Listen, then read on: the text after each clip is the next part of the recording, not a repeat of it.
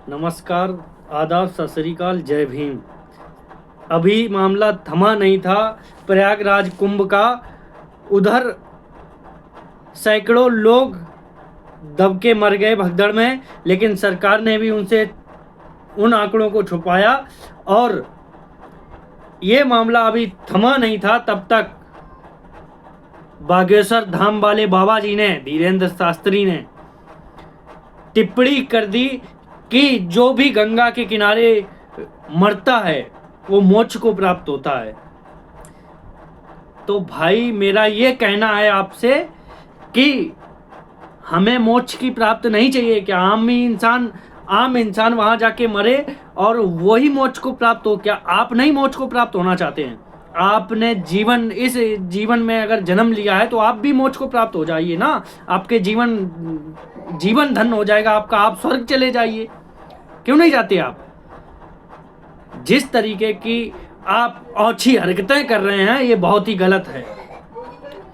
आपको लोगों की भावनाओं को समझना चाहिए, ना कि लोगों की भावनाओं के साथ खिलवाड़ करना चाहिए। आपको समझना चाहिए सरकार ने जो आंकड़े पेश किए हैं उन आंकड़ों को, जब लोग ज़्यादा मरे हैं तो कम आंकड़े क्यों पेश किए? जब कम आंकड़े आपने पेश किए, कम से कम ये आपको सोचना चाहिए इंसान जब मर जाता है तो अंतिम दर्शन करने के लिए उस परिवार को उसकी बॉडी सौंपी जाए, ताकि वो परिवार अपने माँ बाप भाई बहन जो भी उस परिवार का हिस्सा था उसके अंतिम दर्शन वो कर सके।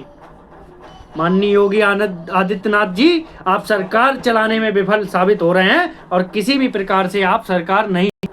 हम तो सोच रहे थे कि आप धर्म कर्म के काम तो अच्छे से कर लेते होंगे। आपने चलो शिक्षा के प्रति कुछ नहीं किया, कम से कम धर्म के काम तो अच्छे से कर लेंगे, उनमें भी आप विफल साबित हुए।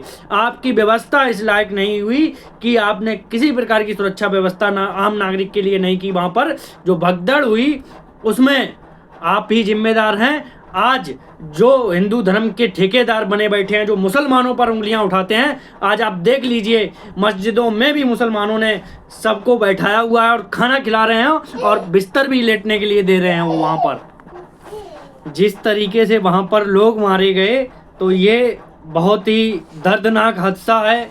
और मैं उन सभी अधिकारियों से निवेदन करूँगा, क्योंकि आपके भी बच्चे हैं, आपकी भी बीवी है, आपका भी परिवार है।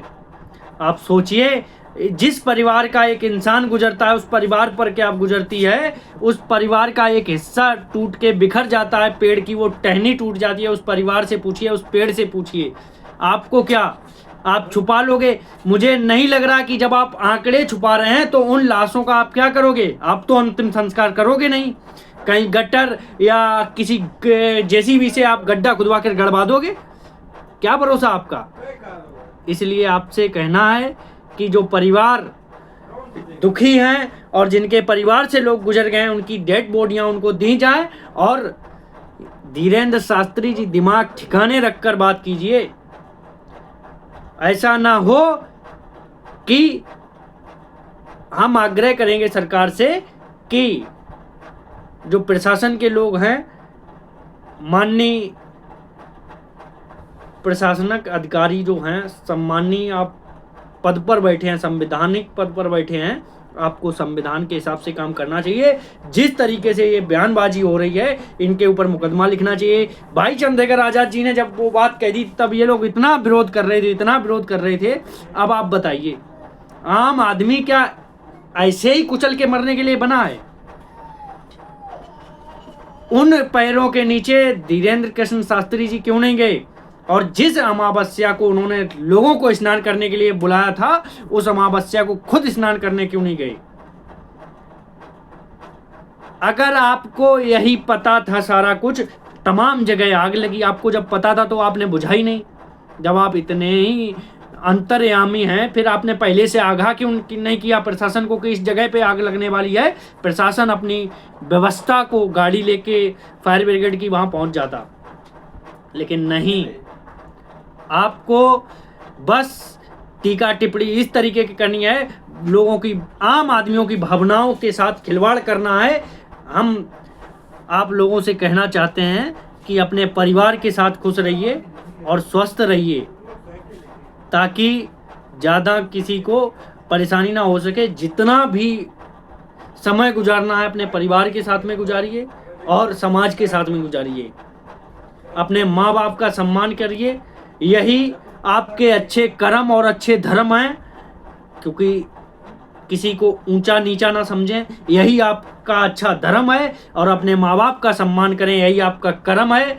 इससे बढ़कर आपके लिए कुछ नहीं है। इसलिए सभी साथी ज़्यादा से ज़्यादा संख्या में इस वीडियो को शेयर करेंगे और मैं उम्मीद करूंगा कि सभी साथी मेरी बात को समझेंगे। जय भीम, नमो बुद्धाय। आपका भाई कुलदीप दलित।